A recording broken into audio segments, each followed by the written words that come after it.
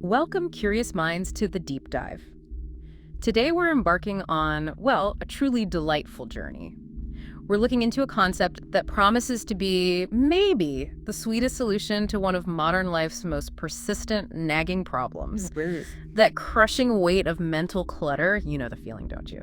That endless stream of notifications, overflowing content feeds, just constant digital input.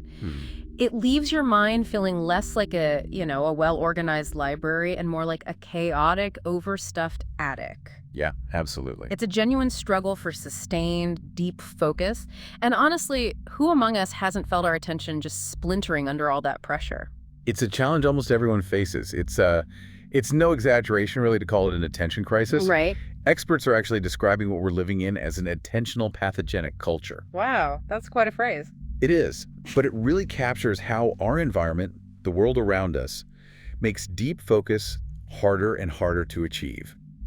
It's not just about the sheer volume of distractions either. It's profoundly about the quality of the information we're constantly consuming. And it just leaves us utterly exhausted, doesn't it? We're bombarded, our focus is fractured. The anxiety of trying to keep up is real. It is. I actually saw one study suggesting that on a screen, people switch their focus, on average, every 47 seconds. 47 seconds. Yeah, less than a minute of sustained attention. It's kind of shocking. It really is. So what if there was a delightful way to not just resist this onslaught, but to actively reclaim your focus, clear that mental fog, and actually nourish your brain with something that feels like, I don't know, an exquisite, well-deserved treat? That's precisely the mission we're unpacking today. We're taking a deep dive into this fascinating concept called brain candy. Brain candy. I love the name already. Me too.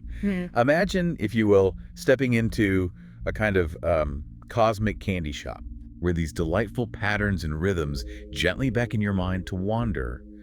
But, and this is key, with a profound purpose. This isn't just about fleeting eye candy for, visual pleasure. It's more than just pretty pictures. Much more. It's a meticulously crafted experience, truly brain candy, designed to engage your neurons in this synchronized dance of light, sound, and even subtle touch. It's like what happens when serious neuroscience decides to shed its lab coat, let its hair down a bit, Ah, I love that. and throw an artful, immersive party specifically for your most important organ, your brain. Okay, so our mission in this deep dive is to explore the many aspects of the art and the science behind brain candy. Exactly. You want to uncover its secret sauce, understand how it helps you find that elusive focus, that deep relaxation in this age of relentless distraction, and discover how it satisfies your brain's very own sweet tooth. Right. And we've gathered a stack of sources, articles, research papers, our own notes to help you get well informed on this really unique concept. So get ready, because this is going to be a fascinating and, dare I say, delicious exploration. So let's start by really digging into the core problem here. You've used this phrase, mental obesity, in our digital age. It's a powerful analogy, maybe even a bit unsettling. It is unsettling, but I think it resonates deeply because it parallels our physical health so well. How so? Well, just like a diet of junk food harms the body over time, overconsuming what we're calling junk information truly bloats and fatigues the mind. Junk information, like clickbait. Exactly. Think about it. Sensational news headlines designed purely to trigger an emotional response, clickbait articles offering zero substance, algorithm-curated feeds that just keep us scrolling endlessly. Without any real engagement or learning. Precisely. This leads to this state where our brains are, paradoxically, overwhelmed with content, yet starved for clarity, creativity, and peace. Starve for the good stuff, basically. Yeah, we're full, but malnourished, mentally speaking. So it's not just a feeling of being busy or distracted. It's having a real, tangible impact on our cognitive function, our well-being. No. What does this mental obesity actually look like day to day? Oh, it's far more than just a metaphor. The symptoms are very real. Chronic overstimulation, that persistent feeling of anxiety humming in the background. You know that one. A profound inability to sustain focus on complex tasks, and just this overarching mental fatigue from being constantly on. And physical stuff, too. Definitely. People report physical manifestations too. Tension headaches from screen time, insomnia because their minds won't shut off, general irritability. Snapping at people for no reason. Right. And a noticeable erosion of productivity even when you feel like you're working all the time. It's a significant challenge that absolutely demands new strategies. Just trying to unplug isn't always enough or even feasible. That brings us to the aim, then. How do we detox? How do we get away from this flood of, what was the phrase? Semantically rich yet personally meaningless content. That's it, content that seems important but doesn't actually enrich our lives. How do we rebuild our ability to focus on what truly matters?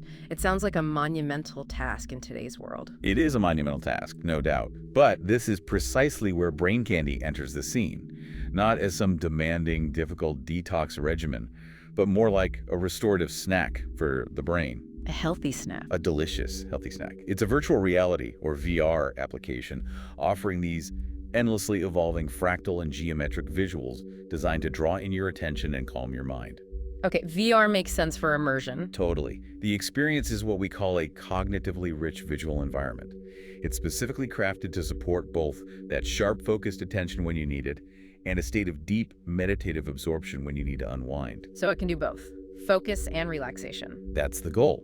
We frame it as a kind of shortcut to well-being, leveraging the inherently immersive nature of VR to provide this unique mental retreat from all digital noise. Instead of just trying to resist the distractions, you're actively engaging your mind with something profoundly beneficial, something designed to feel good and be good for you. Okay, that's a perfect lead into what makes brain candy tick its essence, its secret sauce. And I have to say, I love the name for it. Dynamic Oscillatory Pattern Entrainment, or DOPE. Yes, DOPE. It does sound cool, doesn't it? It really does. Who wouldn't want a dose of DOPE for their brain? It makes serious science sound like it's brewing up magic in some cosmic candy laboratory. Well, in a way, that's kind of what it feels like when you experience it. But yes, DOPE is the core methodology. It's where that serious science genuinely lets its hair down. So what is it, fundamentally? DOPE is a cutting-edge approach, and it's grounded in a fundamental way our brains operate. They naturally respond to rhythmic, structured stimuli. Like music. Exactly like music. Think about how a catchy drum beat instantly makes your foot tap, or how the soothing, predictable ebb and flow of ocean waves can just lull you into calm. Our brains seem to have this innate sweet tooth for patterns and repetition. Okay, so brain candy essentially feeds that craving, that sweet tooth. But you said it's dynamic, so it's not just a boring, repetitive beat, right? It's not a monotone treat. No, definitely not. It feeds that craving with ever-changing multisensory grooves. These happen across visuals, audio, and even gentle haptics, like subtle vibrations in your VR controller, if you have that capability. Multisensory grooves, I like that. The key is that the stimuli don't just repeat endlessly. They continuously oscillate and adapt. They change and evolve. And that keeps your mind effortlessly engaged without it feeling like work. Effortlessly engaged, that's the dream. It is.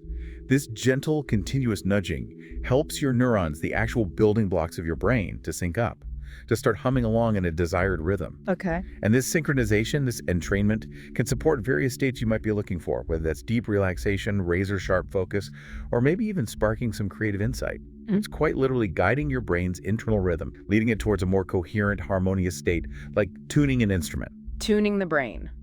That brings us to the first key ingredient in this recipe. The artful patterns themselves. Fractals, and something called perceptual fluency. Fractals are those repeating patterns, right? Like in nature. Exactly. They are ubiquitous in nature, and they're just inherently pleasing and, crucially, easy for our visual system to process. Think of the branching of trees, the intricate veins in a leaf, the jagged outline of a coastline or a snowflake. Yeah, okay. These are all examples of fractals patterns that repeat across different scales. Our brains actually evolved to recognize these natural fractal patterns with exceptional efficiency. Researchers call this fractal fluency. Fractal fluency, so we're naturally good at seeing them. We are. And this inherent ability to process them quickly doesn't just enhance attention and pattern recognition. Quite remarkably, it also seems to reduce stress. Really, just looking at them. Yes, unlike chaotic stimuli, which can feel jarring, or overly simple stimuli, which can be boring, fractals hit a sweet spot. So brain candy aims for that just right Goldilocks zone of complexity to make it effortless. Precisely. Brain candy's visuals focus on what we call mid-complexity fractal patterns. These patterns hit that perceptual sweet spot dimension around 1.3 to 1.5 for the technically minded. This allows for effortless engagement. It's art, but it's brain-friendly art. That's a great way to put it. Yeah. It captures your attention without taxing it. It induces what psychologists call soft fascination. Soft fascination. Yeah, that same mellow awe you might feel watching clouds drift by, or leaves rustling in the wind, or flames flickering in a fireplace. It grabs you, but gently. Okay, I know that feeling. It's very calming. It is. And this state has been scientifically shown to restore focus, improve mood, and significantly reduce stress. Get this, one study found that simply looking at mid-complexity fractals could cut stress levels by up to 60%. 60%. Wow. Yeah. So Brain Candy provides visuals that are tuned to be fluently processed. They engage your involuntary attention, the kind that doesn't feel like work, and that gives your overthinking frontal lobes a well-deserved break. It's like a delicious, nourishing visual snack for your perception system, helping your brain find its calm, coherent rhythm. Okay, a visual snack. I like it. And what would a good piece of candy be without maybe a pulsating beat? That brings us to our second key ingredient, rhythmic flicker and neural entrainment. You called it a metronome for the brain. Yes, a sophisticated metronome. Yeah. Brain Candy often incorporates gentle rhythmic flicker, using very specific frequencies. Like what kind of frequencies? Often in the sub-10 Hz range, typically around 4 to 7 Hz, that's known as the theta brainwave frequency range. Theta, isn't that linked to meditation and creativity? Exactly. Theta waves are strongly associated with states of deep meditation, creative insight, memory consolidation, and even that fuzzy state between waking and sleeping or daydreaming. The science behind using this flicker is neural entrainment. The idea is when a stimulus, like a light flicker, is presented repeatedly at these natural brainwave tempos. The 4 to 7 hertz range. Right. Your brain's own electrical oscillations, its own rhythms, actually begin to follow along.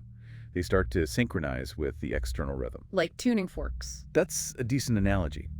This gentle nudge can quite literally guide your brain toward a desired mental state, whether that's calm introspection or maybe that flow state conducive to creative reverie. So it's a kind of shortcut to meditation. You don't necessarily have to put in years of practice to get your brain into that theta state. The flicker just gently guides it there in minutes. That sounds pretty sweet. It's designed to facilitate that, yes. It might not replace deep practice, but it can certainly help you access those states more easily. Imagine settling into that deep, focused calm without the usual mental struggle. Exactly. And studies clearly show this isn't just theory.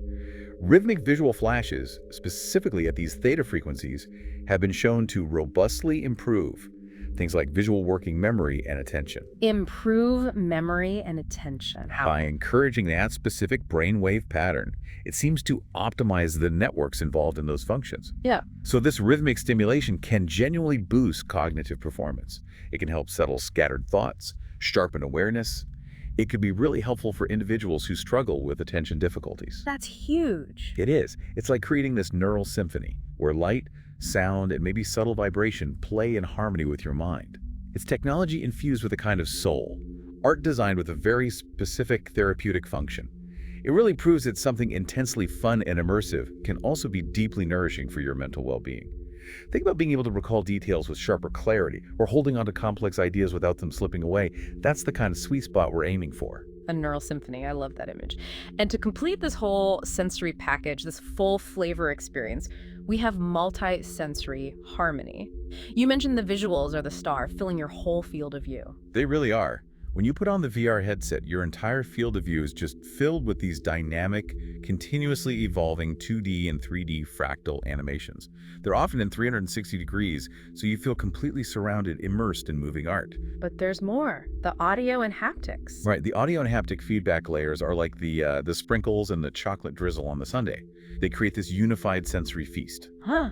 Okay. The optional enhancements include things like soothing ambient sounds, rhythmic drones, and cleverly designed binaural tones. Binaural tones. How do those work? It's pretty cool. They use slightly offset frequencies played in each ear, say 120 hertz in your left ear and 121 hertz in your right. Your brain perceives the difference between those two frequencies. In this case, 1 hertz is a third internal beat. Whoa, so the beat is generated inside your head? Effectively, yes. And that perceived beat frequency can be set to match desired brainwave states, like theta or alpha. The brain is encouraged to follow that difference frequency, nudging it into a specific rhythm. So it's not just pleasant background noise, it's actually engineered sound designed to influence brain activity. That's incredible. Precisely. And then you add the haptic feedback, gentle controller vibrations that sync perfectly with the visual pulses or the audio beats. It just extends the whole sensory experience into the tactile realm. Feeling the rhythm. Exactly. And what's more, in some setups, the audio output can even feed into tactile transducers like pads in a chair or a mat, producing what's called a vibroacoustic massage. A massage from sound. Sort of. You Ah. feel the vibrations through your body. Hmm. And research has shown this can significantly increase concentration, enhance relaxation, and reduce physiological arousal, like heart rate. Wow. So the ultimate goal here is to create a truly unified, coherent sensory environment. When all these elements work together, they help guide your brain into these coherent, low-entropy states. Low entropy, meaning less chaotic, Hmm. more organized. Exactly. Less mental noise, more harmony. When your brain's energy isn't wasted on chaotic thoughts but becomes highly organized and peaceful, it feels deeply harmonious. Very similar, actually, to the pleasant, high-valence states people report during deep meditation. It's a complete sensory symphony, a full-course meal for the senses, designed to guide your mind towards well-being. Okay, so beyond that immediate buzz, that initial feeling, there's a whole deeper layer of science to explore in this brain candy shop. Let's head down the deeper aisles, as you say, and talk about something called attention restoration theory, or ART, and this beautiful concept of soft fascination. Right. Art is a really influential theory formulated by Rachel and Stephen Kaplan. It basically explains how the fatigue we all experience from sustained, directed attention. The kind you need for work or studying. Exactly. That effortful focus required for tasks, problem solving, navigating complex situations. Art explains how that fatigue can be effectively reversed by engaging with what they call restorative environments. Okay, restorative environments. Like nature. Nature is the classic example. These environments typically have 4 key properties. They allow you to feel like you're being away from your usual routines and demands. They offer a sense of extent or vastness, world to explore. They provide compatibility with what you want to do there, like walking or sitting peacefully. And crucially, they foster fascination. Fascination. And that's where brain candy comes in, right? With soft fascination. It sounds gentle. It is gentle. Soft fascination refers to involuntary attention. It effortlessly captures your focus, almost pulls you in, allowing your directed attention, the part of your brain that gets tired from effortful concentration, to rest and recover. So it's like giving the thinking part of your brain a break. Exactly.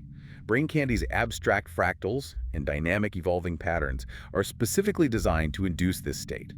They're interesting enough to hold your attention passively, but not so demanding that they require effortful focus. And there's proof this works. Oh yes. Studies powerfully support this. One piece of research found that just 6 minutes in a VR environment displaying abstract fractal imagery significantly increased mindfulness and reduced mental fatigue. Just 6 minutes. Right. And interestingly, the restorative effects were comparable to those experienced in virtual nature environments. Wow, so these abstract patterns can be as restorative as a virtual forest. Apparently so, at least in some measures. It suggests that the key might be the quality of the fascination, the softness, rather than the specific content being naturalistic. In essence, brain candy's abstract fractals can give your mind a similar kind of restorative break you get from a peaceful nature walk, but maybe even more accessible. It's about creating an environment that passively draws your mind in, letting your brain's more effortful systems take a well-deserved break and recharge. That's truly fascinating, like a mental vacation on demand. And you mentioned there are these specific sweet spots for your brain that science has highlighted. For example, you said earlier that the flicker boosts memory. What does that actually mean for me, the listener, in my everyday life? How does that help? Well, it means that by gently nudging your brain into those specific rhythmic states, particularly in the theta frequency range, brain candy might actually help improve your visual working memory, your ability to hold visual information in mind for short periods, and your general attention. So like remembering a phone number I just saw, or keeping track of multiple things at once. Potentially, yes. Imagine being able to recall details with sharper clarity, or just being able to hold on to complex ideas without them slipping away quite so easily. That's the potential real-world benefit. It's like tuning your brain to be more receptive and efficient with incoming visual information. Okay, that's a pretty sweet benefit. And you also said it enhances mindfulness, even rivaling nature. That's a bold claim. It is bold, but again, it's backed by research.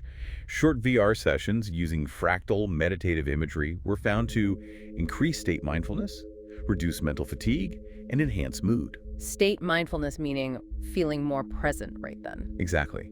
More aware, less caught up in thoughts. Hmm. This points to the profound restorative power of these abstract visual environments. They offer a convenient and accessible alternative, perhaps, to traditional nature exposure, especially for people maybe stuck in urban environments or with limited mobility. It could be a vital tool for mental refreshment. And it also leverages that perceptual fluency for stress reduction. How does that play out again? Very simply, those mid-complexity fractal patterns. Our visual system processes them with relative ease. Your brain basically recognizes these patterns as inherently comfortable, almost familiar, even if you've never seen that specific pattern before. Because they resemble nature. That's the leading theory, yes. This ease of processing boosts attention and pattern recognition, but it also triggers a relaxation response, significantly lowering stress. Your brain just falls into this more relaxed state almost automatically when viewing them. Effortless stress relief just by looking. Kind of amazing, isn't it? And beyond these core benefits, the science delves into even more nuanced sweet spots. For example, some researchers have proposed using customizable visual sequences, much like brain candy's patterns, to potentially reduce inattention symptoms in ADHD. Wow, as a non-drug approach. Exactly, suggesting exciting possibilities for training focus purely through sight. It's still early days for specific applications like that, but the potential is there. That would be a game changer for so many people. Absolutely, and it all speaks to this deeper sensory cognition link. If you look at reviews in, say, psychedelic research, they note that vivid visual sensations aren't just side effects, they actively shape brain dynamics. Brain candy's visuals might be tapping into similar sensory pathways to gently nudge awareness and perception, but obviously in a much more controlled and non-pharmacological way. Okay, interesting parallel. Another intriguing finding comes from experiments using flickering light. They've shown it can induce something called thalamocortical hyperconnectivity. Thalamocortical hyperconnectivity. Say that 3 times fast. Yeah. It basically means heightened communication links between the thalamus, a key sensory relay station in the brain, and the visual cortex. And interestingly, these patterns of brain activity mirror those seen in some studies of expanded consciousness states, like during deep meditation or even under psychedelics. So it's not just about relaxation. It's potentially guiding the mind towards more organized, maybe even more profound states. That's the implication, yes, Yeah. guiding it toward greater coherence. And then there's the really cutting edge, almost philosophical idea of qualia formalism and the symmetry theory of valence. Okay, now you're really getting deep. Well, it proposes a profound concept that the actual symmetry of our neural dynamics, how harmoniously different parts of the brain are working together, is literally what we feel as pleasantness or well-being. So harmony in the brain is happiness. In this framework, yes. Harmony equals high symmetry in brain activity patterns, while suffering, anxiety, or mental distress equals broken symmetry, a lack of coherence, dissonance. So if suffering is broken symmetry, is brain candy literally helping to reharmonize your brain at a fundamental level, like tuning that instrument we talked about? That's the speculative but incredibly exciting possibility. Brain candy aims to craft stimuli the visuals, the sounds that gently nudge brains toward more internally symmetric and harmonious network states, designing for inherent neurological comfort and beauty. It's like composing music specifically for the brain's resonant frequencies, aiming for that perfect, beautiful chord of well-being. That sounds like a truly delicious symphony for the brain, uniquely tailored. And speaking of unique, let's explore those individual variations, discovering your personal flavor profile. You mentioned earlier that just like musical instruments have unique resonances, each person's nervous system responds distinctly. That's a perfect way to put it. And brain candy really embraces this individuality. It's not a one-size-fits-all approach. That's why it offers so many different flavors or visual styles to suit individual tastes and needs. Like different kinds of candy. Exactly. Some users might find slowly morphing, intricate mandalas deeply soothing and meditative. Others might gravitate towards rapid geometric pulses or bright neon fractal tunnels for an energizing effect or to stimulate creativity. So you can choose based on your mood or goal? Precisely. Part of the brain candy journey is inviting you, the user, to explore. Try them all. Discover what truly resonates with your unique brain. What kind of sensory candy hits your sweet spot? And the really exciting part is the future personalization you mentioned. It sounds like the app will actually learn about you. Absolutely. That's a key part of the vision. The plan is to add personal sensory profiles. The app will learn, based on your feedback and maybe even passive monitoring if you opt in, which frequencies, colors, shapes, and rhythms you find most engaging or soothing. So it adapts over time. Yes. It will then highlight those preferred styles, or maybe even dynamically adjust the experience in real time to better suit your unique preferences and current state. Ultimately, Brain Candy aims to be a co-creative tool. Your mind, through your interactions and feedback, literally guides the experience, shaping the candy to your unique palate. It's about finding your brain's ultimate sweet spot, a personalized treat for optimal well-being that evolves with you. Okay, this brings us to a really deep, almost paradoxical concept that seems to be at the heart of finding these profound mental states. You call it the art of letting go. It involves holding a subtle intention while also practicing radical surrender. Sounds a bit like the ritual before you enjoy a really special piece of candy. There's anticipation, maybe a deliberate unwrapping, and then just letting yourself enjoy it. That's a lovely analogy. Mhm. And yes, this paradox lies at the very core of many transformative experiences, both ancient and modern. It's about this deliberate poising of intention. Like deciding what you want from the session. Exactly. Choosing what you hope to achieve, maybe sparking creativity, finding deep calm, enhancing focus. But then coupling that with an active release of ego will, letting go of how that outcome happens, not forcing it, not striving. Okay, so hold the goal lightly, but don't grip it tightly. Precisely. This nexus, this balance point, seems to cultivate a powerful resonance between your conscious aim and the unconscious processes that actually bring it about. So with Brain Candy, you'd maybe set your intention. I want to calm my anxiety, or I want to find focus for this project. But then you just surrender the effort, let the patterns do the work. Exactly that.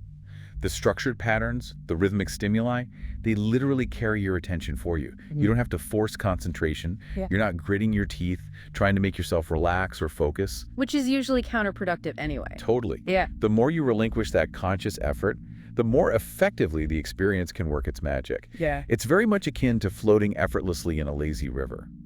You might have a general destination in mind, but you simply trust the current to carry you there. Okay. Brain Candy is deliberately designed to foster this delicate balance.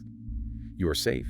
The structured patterns take the lead in holding your attention, freeing you from the mental strain of trying to concentrate. This concept, by the way, is championed in flow research by Mihaly Csikszentmihalyi. Ah, the flow state guy. Right. Peak performance and deep engagement often arise when clear goals are held lightly, without fear of failure or constant self-monitoring. It also aligns perfectly with the principles of permissive hypnosis, developed by Milton Erickson. He invited people to hold an intention while simultaneously ceasing to consciously try and make anything happen. Just allow it. Allow the candy to melt in your mouth, so to speak. Exactly. Just savor the experience. And this isn't a newfangled VR idea at all, is it? You're saying many traditions worldwide have used this exact dynamic, with low-level, non-semantic stimuli to induce trance or restore attention. These are like ancient candies for the mind. They absolutely are. Yeah. If you look across cultures and historical practices, you see this principle echo beautifully again and again. Like what? Give us some examples. Okay, we'll take forest immersion, Shinrin-yoku, the Japanese practice of forest bathing. Ah, yes, I've heard of that. The intention is often simply to be away, to find peace. And then you just surrender to the soft fascination of the natural environment. The fractal patterns in trees, the dappled light through leaves, the sound of flowing water. And it works? Measurably so. Studies show it leads to lower activity in the prefrontal cortex, the brain's executive control center, which is often overactive in stressed individuals, and increased parasympathetic tone, the rest and digest system. It reduces stress physiologically. Wow. Okay, what else? Or consider Tritaka, the candle-gazing practice from Hatha Yoga in India. You set a very simple intention, to gaze steadily at a flickering flame. Then you consciously let your mind soften, release effortful thought. Just watch the flame. Just watch the flame. And this practice has been shown to improve things like working memory, spatial attention, and even increase frontal gamma power, a brainwave pattern associated with high-level focus and insight. Incredible. From just looking at a candle. It's the combination of simple focus and letting go. These practices don't require complex intellectualizing. They use simple, often repetitive, non-semantic stimuli without inherent verbal meaning to guide the mind. The consistent, mesmerizing complexity of a flickering flame or the fractal patterns in nature, they naturally invite that effortless engagement, that soft fascination. There are others too, right? Like drumming. Oh yes, Yeah. shamanic drumming, found globally. You hold intention for a journey or for healing, then you let the steady rhythmic drum beat, often around that same 4 to 7 hertz theta frequency, carry your consciousness. This is known to lead to increases in alpha and theta EEG power, indicative of relaxed, inward-focused states. And Sufi whirling? Sufi whirling. Yeah. In Turkey, the intention is spiritual annihilation of the ego, then surrendering completely to the continuous spinning motion until the body's rhythm takes over. Or even Qigong slow movements from Taoist traditions, gentle concentration on movement and breath, then letting go of effortful thought, which also increases frontal theta and posterior alpha EEG. Even just mindful breathing. Absolutely. Mindful breath awareness, common in Buddhist and yoga practices. You lightly intend to follow the breath without controlling it, surrendering to its simple, repetitive sensory flow. This increases frontal theta and enhances parasympathetic tone. Even just closing your eyes and noticing the faint patterns you see, the Eigengrau or closed-eye visuals, those are endogenous fractals arising from retinal activity. You set the intention to notice them, then relinquish effort. So Brain Candy, with its VR environment and engineered visual patterns, it's really just the most, perhaps, brute force, fast-acting, modern version of these ancient mind candies. I think that's a fair way to describe it. It gives people an easy-to-work-with sensory substrate, a rich visual field that makes it hard to be distracted by external things or internal chatter, which is incredibly appropriate, maybe even necessary, for tackling today's attention issues stemming from that mental obesity we talked about. It makes sense, and this connects directly to the history you touched on, the evolution of visual aids in hypnosis, moving from swinging pendulums to flickering pixels. It absolutely does. Back in the 19th century, James Braid, often called the father of modern hypnosis, heavily emphasized visual fixation. He'd have subjects stare intently at an object famously, his shiny lancet case, or maybe a candle flame, To induce a trance. to induce what he called a nervous sleep, essentially a hypnotic state, through monoidism fixation on a single idea or object. Before him, mesmerists also used intense gaze and dramatic magnetic passes to entrance subjects. Visuals were really central to the induction process back then. But then, for a long chunk of the 20th century, it seems like those external visual aids kind of faded away in mainstream clinical hypnosis. Why did that happen? They largely did, yes. The mid-20th century saw a shift, driven by behavioral and cognitive psychology paradigms. The emphasis moved towards verbal suggestion, the power of belief, motivation, and expectancy. Less about the props, more about the words in the mind. Exactly. Influential figures like Milton Erickson developed these incredibly sophisticated, indirect, permissive techniques. He used conversational trance, storytelling, metaphors, guiding people towards internal imagery rather than relying on external focus objects. The dangling watch, for instance, largely became a cliché, often associated more with stage hypnosis than serious clinical practice. The focus really moved inward, towards harnessing the client's own imagination. But now, with technology like VR, it seems there's a modern revisit. Are we seeing a pendulum swing back, maybe? Using tech to enhance those visual elements again? Precisely. It's a fascinating full circle in a way. From the 2000s onwards, research is definitely revisiting external visual aids, but now supercharged with technology. Virtual reality hypnosis, or VRH, is a prime example. How does VR help hypnosis? Well, these immersive VR environments essentially act as high-tech hypnotic aids. They can provide incredibly vivid imagery that patients might otherwise struggle to imagine just from verbal suggestion.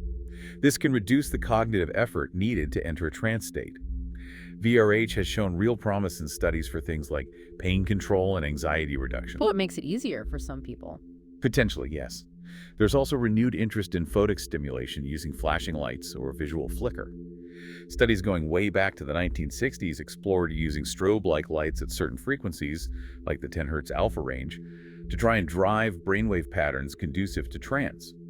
Modern devices often combine light goggles with rhythmic tones, sometimes called photoacoustic stimulation, and these have been shown to induce physiological relaxation and possess strong trance-inducing ability, especially when paired with verbal suggestions. Okay, so Brain Candy fits right into this modern revisiting of visual aids. Perfectly. You could see it as the state-of-the-art example. It's arguably a very brute force fast-acting approach, in the sense that it directly provides that powerful, immersive, and distraction-resistant visual substrate.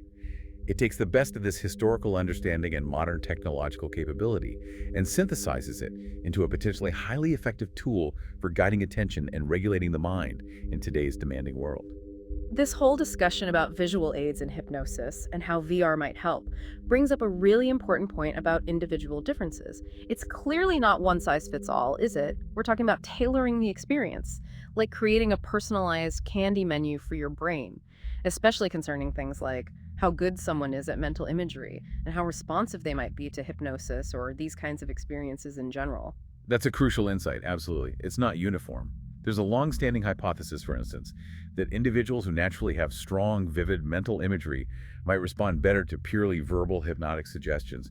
They can easily conjure up those internal scenes, the peaceful meadow, the warm beach in their mind's eye. They don't need the external picture as much. Exactly. Conversely, the hypothesis goes, those with lower mental imagery capacity, people who might say, "I just see black," when asked to imagine something, could significantly benefit from external visual aids like those in brain candy or VR hypnosis. The tech provides the sensory input they struggle to generate internally. Okay, that makes intuitive sense. But what does the actual evidence say? Is it a clear-cut relationship? Is there an aha moment waiting for someone who thinks they can't visualize? Well, the evidence is actually a bit mixed, a bit more nuanced than you might expect. Some studies do show a positive link between how vivid someone reports their imagery to be and how hypnotizable they are. Highly hypnotizable individuals often report greater vividness and control over their mental images. Okay, so there's some connection. There is some connection, however, other studies haven't found a significant correlation. And anecdotally, you find people with incredibly vivid imaginations who are only moderately hypnotizable, and conversely, some individuals who report very poor imagery who are still highly suggestible. Huh. So it's not the only factor. Not at all. It seems people can respond to hypnotic suggestions through alternative cognitive routes, not solely through visualization, maybe through kinesthetic feelings or auditory processing or just a strong sense of belief and expectation. However, a complete lack of imagery, a condition known as aphantasia, may limit hypnotizability somewhat, but even then it doesn't seem to entirely prevent it. So for someone with low imagery, the aha moment might be realizing they don't have to struggle to create pictures in their head. Precisely. Mm-hmm. Brain candy, or VRH, give them a tangible, vivid world to explore and be absorbed by without the mental effort of creation. It bypasses that potential bottleneck. So this is where Brain Candy's approach with these immersive pre-made visuals becomes particularly relevant. It sounds like it steps in perfectly to fill that potential gap for some people. Exactly. VR experiences, as some researchers put it, can replace many of the stimuli that patients have to struggle to imagine via verbal cueing. By providing that rich, externally generated visual and auditory landscape, VR can essentially do much of the imaginative heavy lifting for the user. Making it easier to get into the zone. Potentially, yes. It makes the experience more accessible, perhaps, for individuals who find mental imagery difficult. It substitutes real, compelling visual cues for what would normally be described only in words. Interestingly, you could argue this mirrors what good hypnotists did historically. They'd intuitively use external focus techniques, like eye fixation on an object, for subjects who seemed less adept at generating internal imagery. Brain Candy just offers a very contemporary, high-tech version of this intuitive tailoring. It provides a concrete visual stimulus that effectively draws attention and facilitates altered states without requiring the user to possess a highly creative or visual imagination. It's about meeting the brain where it is, visually, and providing it with the most effortless path to a desired state of focus or calm. Okay. Beyond imagery capacity, what about other personality traits? Are there other nuances that affect your brain's sweet spot for these kinds of experiences? How readily you might dive into this Brain Candy world? Oh, definitely. Several personality traits seem to come into play, offering different pathways, perhaps, to engaging deeply with an experience like Brain Candy. One of the strongest predictors consistently found in hypnosis research is a trait called absorption. Absorption, what's that? It's the disposition, the natural tendency to become fully immersed in mental experiences. Think of someone who gets completely lost in a captivating book, or easily drifts off into daydreams, or gets totally engrossed in music or a film. Forgetting the world around them. Exactly. Individuals high in absorption naturally tune out the outside world as they intensely focus inward or on the sensory experience. And this trait consistently correlates moderately well, maybe around point 2 to point 4 in studies with hypnotizability. These folks already have a natural talent for deep immersion, so experiences like brain candy might feel very intuitive and powerful for them. Okay, that makes sense. What else? Closely related is imaginative involvement or fantasy proneness. This is the tendency to live in a very rich, detailed world of imagination. Some highly hypnotizable people fit this fantasy-prone personality profile. They might have had imaginary friends as kids, have vivid dreams, enjoy fantasy literature. They often enter trance states quickly and easily because their internal world is already so alive. So a good imagination helps. It seems to correlate modestly, maybe R equals 0.2 to 0.3. But again, it's certainly not a prerequisite for benefiting from brain candy, especially since the external visuals provide that rich sensory environment for you. Right. What about dissociation? I've heard that linked to hypnosis. Yes, dissociation is another factor, though its role is complex. Dissociation is the tendency to compartmentalize experiences, a sort of detachment from immediate reality or self. Now, pathological dissociation, often linked to trauma, does correlate strongly with high hypnotizability. However, in non-clinical populations, just general dissociative tendencies show weaker or often non-significant correlations. So it's not a simple link. Not simple at all. One influential theory actually proposes two potential subtypes or routes to high hypnotizability. You might have the fantasizers, who are high on absorption and imagination, often with little trauma history, and then you might have the dissociators, who exhibit more automatic, hard-to-control responses, perhaps with a trauma background, who achieve deep states more through detachment than vivid imagining. Wow. Two different paths to a similar state? Potentially, yes. This implies that brain candy might offer a valuable experience for both types, depending on the individual's history and how they approach the experience. Perhaps one finds imaginative engagement, the other finds profound detachment and calm. That's a really powerful distinction. Suggests different flavors of the mind, each with its own preferred way of engaging. Exactly. And one more trait worth mentioning is sensory processing sensitivity, SBS, sometimes referred to colloquially as the highly sensitive person trait. Okay, I've heard of that.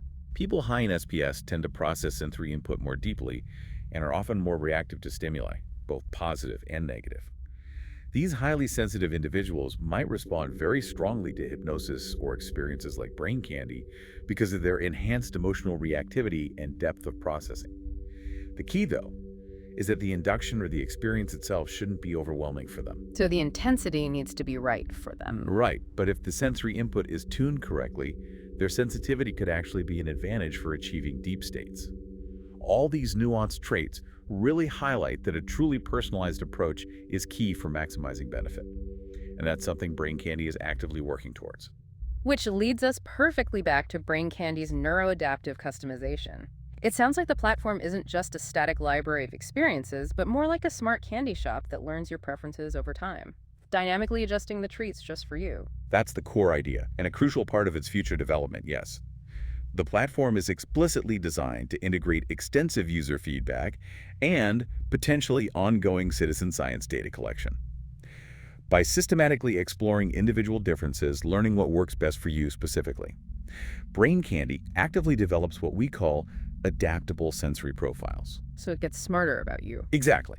It helps users discover the specific frequencies, colors, shapes, rhythms, and visual styles they find most engaging, most soothing, or most effective for their stated goal, whether that's focus or relaxation. The app will then intelligently highlight those preferred flavors, or perhaps even dynamically create more variations like them. Ultimately, Brain Candy aims to be this co-creative tool where your mind, through its unique responses and your explicit feedback, actively guides the experience. It's always getting smarter about making you feel your best. It's truly envisioned as a personalized sweet treat for the mind, evolving to meet your unique neurological needs and preferences. Okay, so as we approach the end of our deep dive today, let's talk about actually embarking on your Brain Candy journey. Using the app itself, it sounds like it's more than just slapping on a headset. There's almost a personal ritual involved to really unwrap that treat properly and maximize its benefit. It truly is. Or at least approaching it with some intention can make a big difference. The first step is really preparation, setting the stage. Creating the right atmosphere. Exactly. You want to find a quiet, comfortable zone, Mm-hmm. maybe your favorite armchair, maybe lying down, dim the lights if you can, silence your phone, really silence it, and make sure your headset fits correctly and comfortably.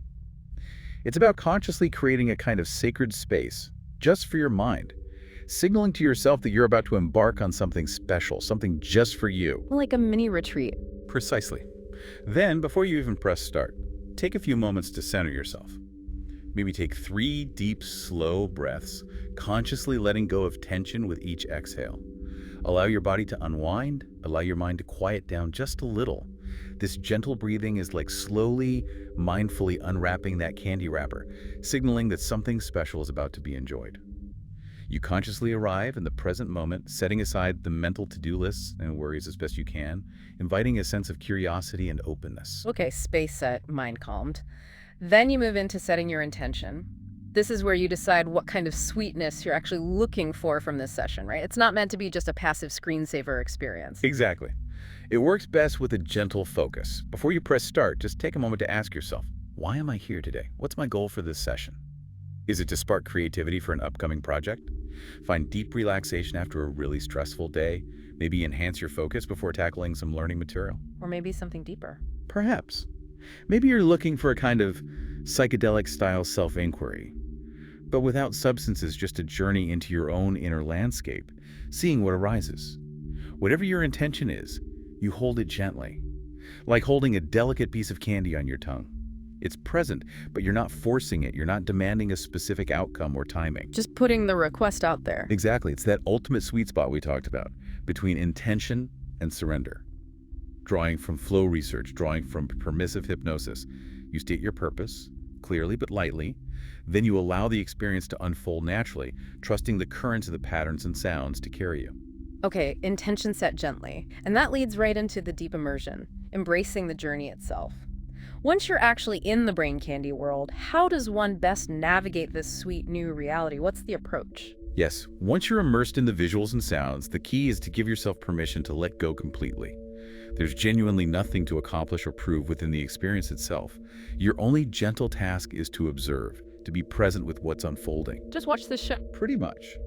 Let your eyes relax, maybe soften your focus as if you were gazing into a campfire or up at the vastness of the night sky. You don't need to track every detail or try to figure anything out. If thoughts arise, and they inevitably will, that's what minds do there. You simply notice them without judgment, maybe label them thinking, and then gently guide your attention back to the mesmerizing visuals or the soothing sounds. Like in meditation. Very much like meditation. This is the practice of active surrender. You're actively choosing to let go of control, knowing that the structured patterns are there to carry your attention for you. The more you relinquish that effort, the more the experience can work its magic. It's like floating effortlessly in that lazy river we mentioned. You're not fighting the current. You're allowing it to guide you, trusting the process. And during this immersion, just letting go and watching, it sounds like some pretty profound shifts can happen, potentially, going well beyond just feeling a bit relaxed. They absolutely can. The usual mental chatter, what neuroscientists sometimes call the activity of the default mode network, may quiet down significantly.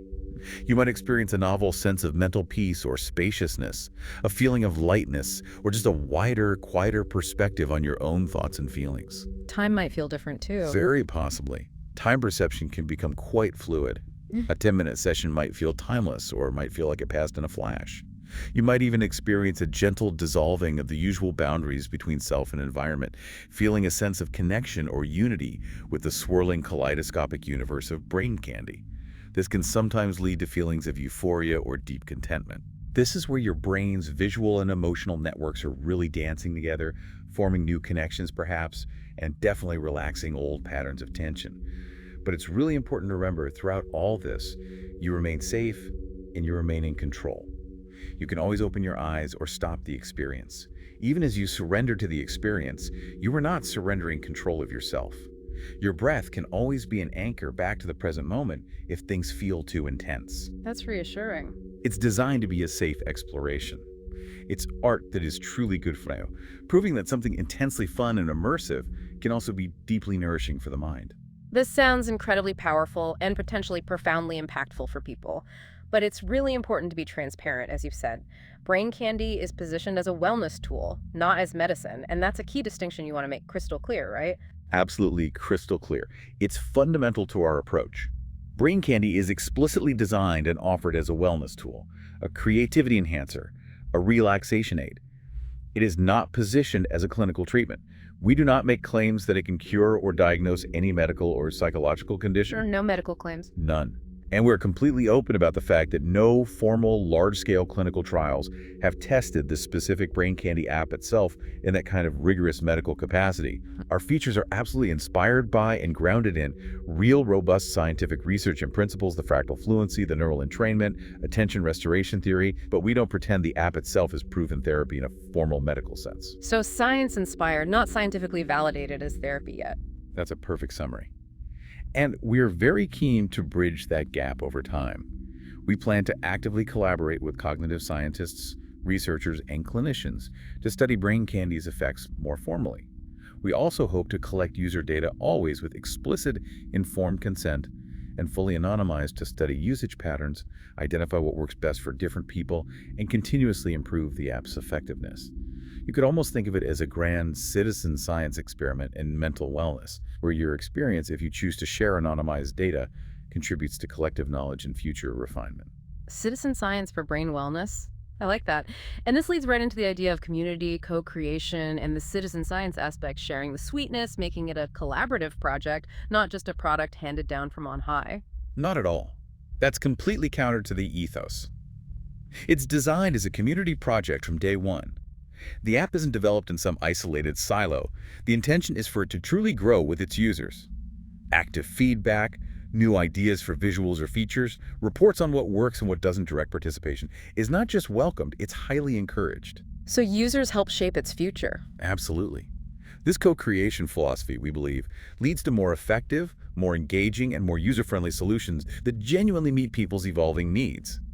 We also learned immensely from aggregated, anonymized usage data. Seeing which exercises people use most often for focus, which patterns they return to for relaxation, maybe identifying points where people tend to drop off or get confused. These kinds of insights, combined with more formal lab studies, guide future updates and refinements. So the user is really a partner in discovery. That's exactly the aim. Brain Candy hopes to bridge the gap between cutting-edge brain science and everyday well-being. It aspires to be a kind of hub where art, science, and community coalesce to explore new ways of supporting mental nourishment and resilience in the modern world. And this Candy universe is also expanding through creative partnerships too, bringing in other artists and creators. That sounds like a treat in itself, getting different perspectives. Yes, that's another really exciting dimension. We're actively collaborating with a diverse range of talented individuals, visual artists with unique styles, musicians creating bespoke soundscapes, experienced meditation guides, even ASMR creators exploring the intersection of sound and relaxation. Adding their own unique ingredients. Exactly. Think of each new collaboration as like a limited edition candy flavor, a unique blend of artistic style and sensory magic that these creators contribute to our ever-growing library of experiences. We've built a robust system for downloadable content, or DLC packs, which allows these creators to essentially plug their unique vision into the Brain Candy framework. They can literally play with our DOPE printables, crafting custom entrainment journeys synced perfectly with their art or sound. That's really cool. So other artists can use the platform. That's the vision. It fosters a vibrant, co-creative community. And, importantly, we aim to share revenue transparently with our creative partners, building a sustainable ecosystem where creators are rewarded for contributing high-quality content focused on mental well-being. Wow.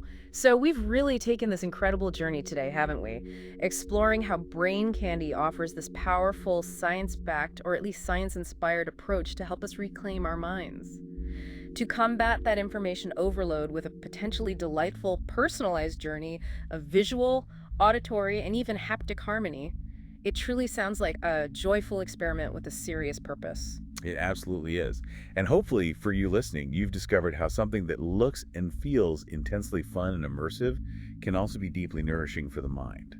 It's art, but it's art that truly takes your brain seriously. Right. And you don't need to be a neuroscientist while you're using it. Not at all. You don't need to intellectualize it during the experience. Just relax and enjoy the ride, knowing that every trippy, lovely, mesmerizing moment is backed by heaps of research working its subtle magic beneath the surface. Your brain's visual and emotional networks are being invited to dance, to form new connections, to settle into greater coherence, and maybe relax some old patterns of tension. That's a comforting thought. And think about this. In a world that is constantly, relentlessly demanding our attention, choosing to consciously turn your attention inward and nourish it with something like brain candy. Well, that isn't just a treat, it's actually a pretty sweet and maybe even radical act of self-care in today's culture. A radical act of self-care. I like that. As you, the listener, move forward from this deep dive, know that this state of mind you've touched on today, this potential for clarity, calm, focus, it's always available to you. It's within your own brain. Exactly. And tools like brain candy might just make it easier to find and cultivate that state, especially with practice. Each session can deepen your familiarity with your own mind's rhythms, its preferences, its unique ways of responding. It becomes a truly personalized path to well-being. So we definitely encourage you to explore your favorite flavors if you get the chance. Personalize your practice, use it maybe for a quick creative boost before a big task, or find a moment of focused calm during a hectic day, or maybe just enjoy a peaceful drift before sleep. Go ahead, satisfy your brain's sweet tooth. Press play on your imagination and see where it takes you. Indeed. Until next time, bon voyage, may your travels be sweet and your mind ever curious.